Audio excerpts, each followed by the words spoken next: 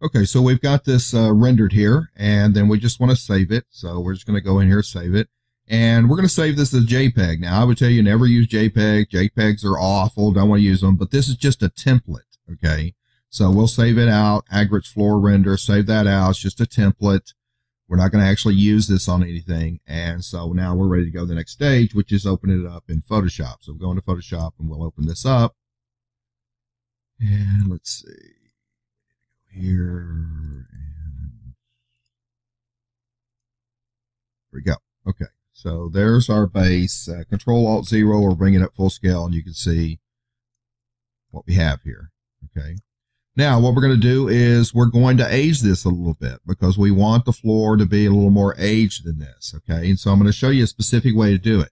Now, what we're going to do is go get some bitmaps to age it with, okay? And there's a lot of different things that we can do. What I'm going to do is concrete, okay? I'm going to come in here and stain it with some concrete. So I'm going to go in here. What I'm looking for is when I do my search tools, I always have this set to large. So all I'm seeing is large bitmaps. I don't want any small bitmaps, and I want some really large ones. See, this one's 3,264. That's pretty big, okay? So I want some big bitmaps, okay? And I've already preloaded a couple of them here, okay? Like this one. This one, these will be great. So once I have this, I'm just going to copy this, and then I'm going to take it over in Photoshop, and I'm just going to paste it on top of this. Okay, now, the scale on this is way out of whack, so we're going to come in here, and we're going to scale this down. Now, I don't have to get this concrete to the actual real scale that it would be, because I'm just going to use it for staining purposes. So in other words, I'm not concerned that that the scale is not right, because in the end you won't be able to tell it. Okay, sometimes I do and I scale them down some more, but for this one it'll be okay. So what we're going to do now is experiment with blending modes. So you're going to come in here, click where this says normal, and then using your arrow down keys, you can switch this to different kinds of modes of how it's going to overlay that on top of there. Okay, so we're overlaying that pattern back on top of our original wood. Okay. And I'm going to go for this one, which is overlay. Okay. So you can see that it's overlaying this pattern on here and causing random scratches and stuff on this. Okay. It's too dominant. That's one of the problems a lot of students do is they want to scream at me. It's kind of like, they're cooking and what they want to do is, it needs a little bit of salt. So they take the top of the salt and they dump the whole salt shaker on it. We don't want to do that. This is subtle buildup. So we want to take this and we want to back it back down. So it's very subtle what we're doing in here. Very subtle like that. Okay. And now we can come back in and let's take this one. We're going to take this one and go put this one back on top of it. Okay, so paste that on. It's too big too. I have to zoom back. Control T, holding down my shift key so I'm not non-proportional scaling this. Okay, now if I want to get this one more in scale, I'm going to go ahead and make it so that the widths scale. Okay, like that. Okay, and now I'm just going to copy this, put it right down below it, and I'm going to flip it.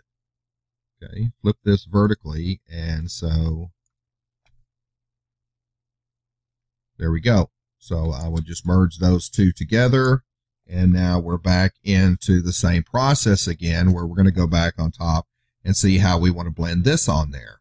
Okay, so you just experiment with different ways that you want to blend them on there. Okay, it's totally up to you what kind of a look that you're after. Okay.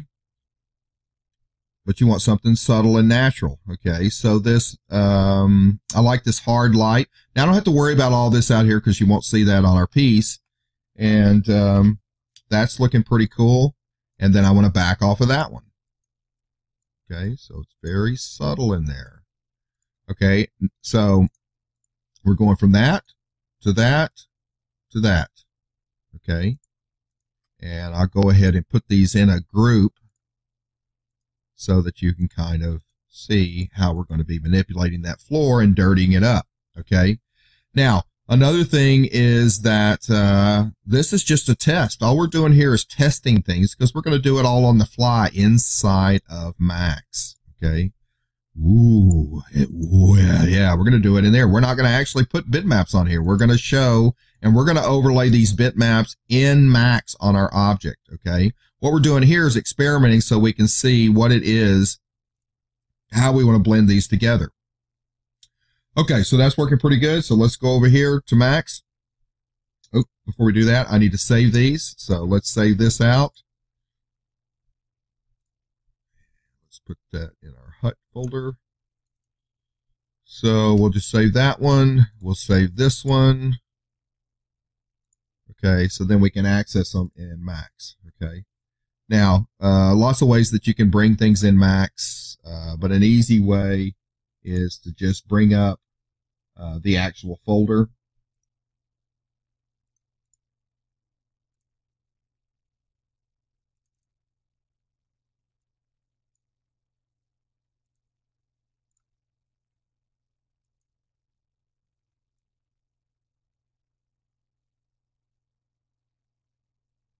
I'm opening the folders. What I'm doing over here, you can't see it. I'm on the other screen. So here's the folder with our stuff on it. Okay. So what I'm doing here is just dragging and dropping that into our material editor, and it will bring that bitmap in. So that's an easy way to do it. You have to do them one at a time. You can't grab a bunch and drag them in. You have to do them one at a time. But now we've got both of those in there. Okay. So here's my first one. Okay. So what I'm going to do here is I'm going to unplug this mix right now.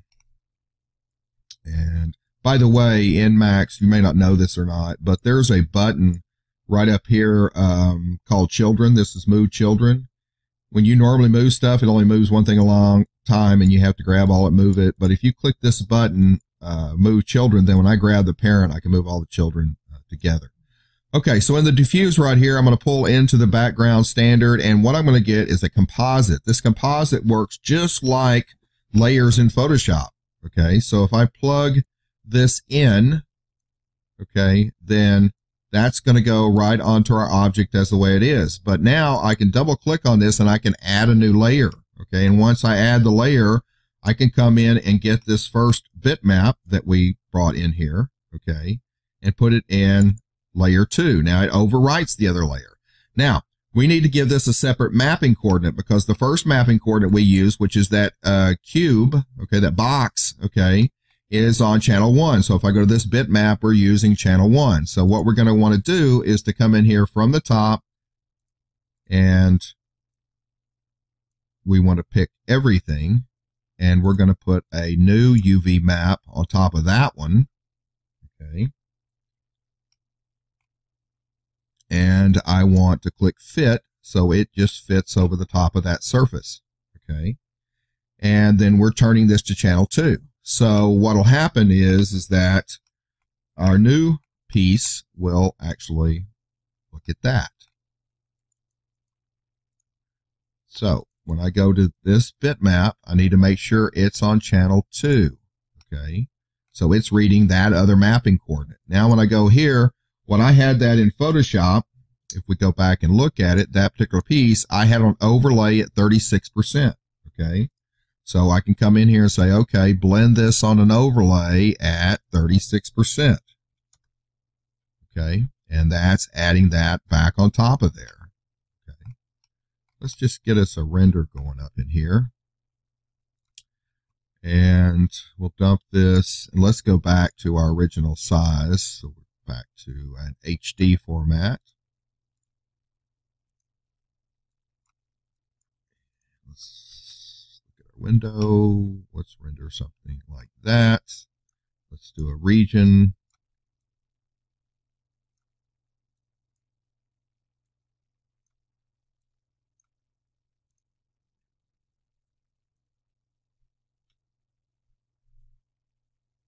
Okay, so we'll let that render.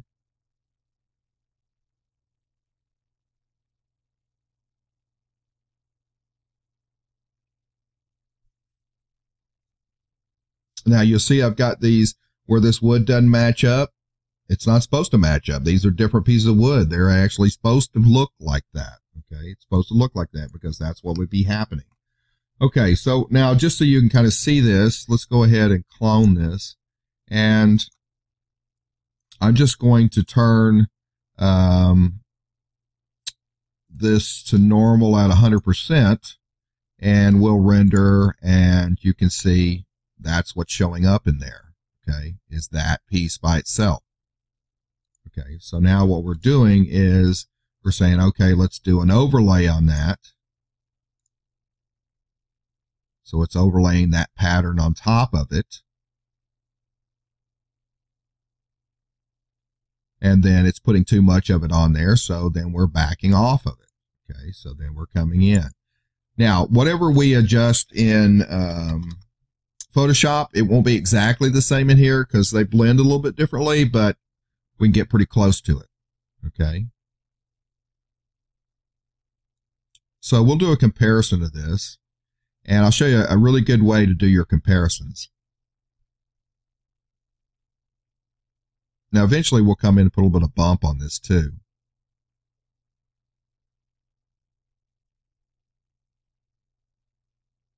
Okay, so I'm going to go to Render, Compare Media Player. Okay, so now I'm going to click this little teapot right here, and that'll load this render into my RAM player. Okay, so now we'll come in here and we'll just, this button right here turns this off, and so we'll render it without it. So this is a good way to compare subtle shifts and stuff that you're doing by laying them on top of each other's. Because when we're, rendering something, then rendering to something else, it's kind of hard to tell sometimes. And so you want to actually bounce them back and forth and see what's what on those. It's kind of an experimentation process. Okay, so once I have that rendered on my RAM player, I can go to channel B. I have a channel A and channel B. I loaded the first one in channel A, load this into channel B. Then when I'm dragging my view on, you can see the difference. There's what it was before. There it is after I've put that other piece on top of it. Okay. It's darkening it, and it's adding that stain in there a little bit. Okay. All right, let's try putting our other one in there. So I'm going to add a third level on this.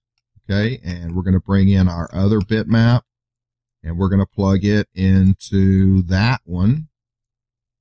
Okay, now if we go back over to Photoshop, we'll see this one was on hard light with a 50%.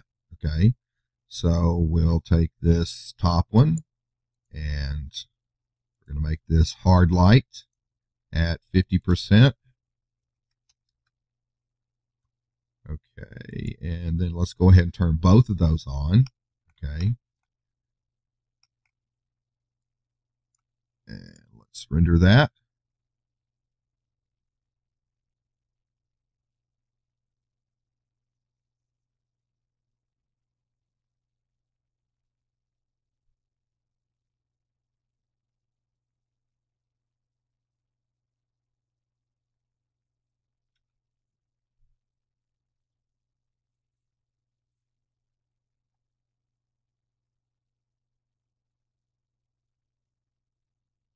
Okay, so we'll go back to our RAM player. Okay, and I'm going to overwrite the first one. And so this is with one layer, this is with the other layer on there. Okay. Slowly adding that in. Okay. Now, we can do lots of different experiments with this. Other things that we can do is manipulate these bitmaps. Okay, so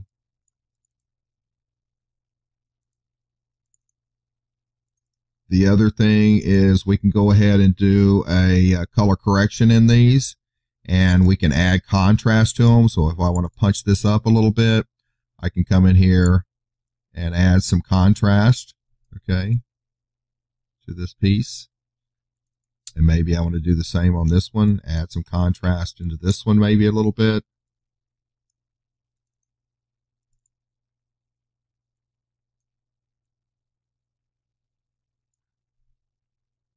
Okay. And so let's do another render in here.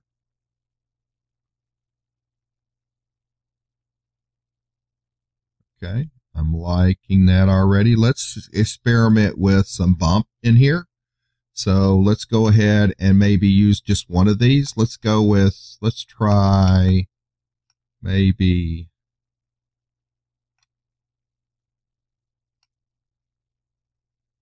let's try this one on our bump and see what we end up with.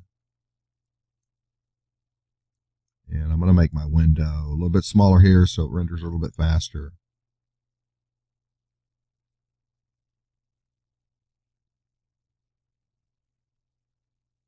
Okay, so now I'm getting a little bit of a bump to it. Okay, by default, it's a little bit too much. Now, you notice the streaking on the side? Okay, see all the streaking? Does anybody know why that's doing that? Do you know why? Yes, you are correct. I'm glad you caught that. Because when we put our second mapping coordinate on this, let's turn our region off. When we put our second mapping coordinate on this, it was a plane, okay? And we need it to be a box, okay? Now, people think that it wanted to be thin. No, we need it to be perfectly cube. So whatever our length or width in here, that's the same thing we want for our height. And now we won't get those streaks in there anymore, okay? That's what was causing that. So let's go back, do a region again.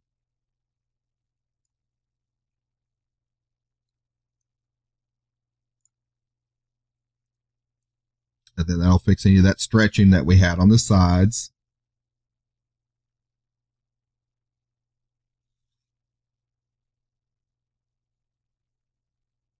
Okay. That bump's too much. By default, their bump is 0.3 on Arch and Design. You're probably going to want something like maybe a 0.1. You want your bumps to be really subtle. It's another thing students make a mistake. They want to scream, bump! Oh, I see the bump! Okay, well, when something is going to be, you know, floor like this, and we're going to be that far from it, okay, we're not going to be able to see bump very much on it. Okay, much less if it's in a darker place.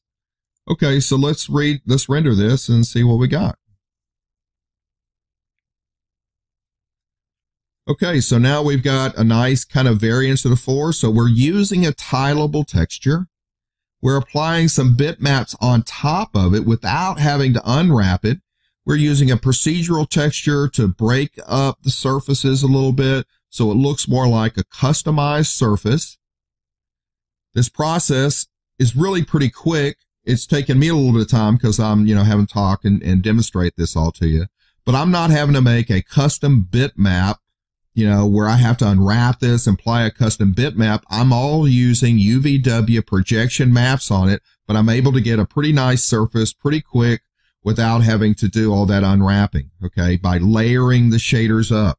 And that's the thing that you need to get used to. Now, I see a lot of people, using notice here that I'm using the slate editor. Okay. I see people all the time using the, compact editor. Oh my God, that thing is so old and ancient. This was in 3D Studio, and DOS was a very similar thing to this. And when you're doing really complex trees, this thing is just horrendous. Okay. Could you imagine trying to make this tree in there? So there's what my final shader looked like. Okay. And I might put some other layers and do a little bit more with it. I may decide, to adjust any of this. I can adjust it. And that's the other thing is I can adjust it all on the fly because it's not baked in. It's not a permanent bitmap that's baked in. Okay. And the other cool thing is I can use this shader and over again. I can make this into a material library, and then I can bring this into the next environment I make, and I can use this shader over and over again because it's not a specific bitmap locked to a specific thing. It's created in such a way that it can be used over and over again. So hopefully that will help you with your texturing. And I think I may come back and actually texture this again another way for another video. Okay, thank you very much.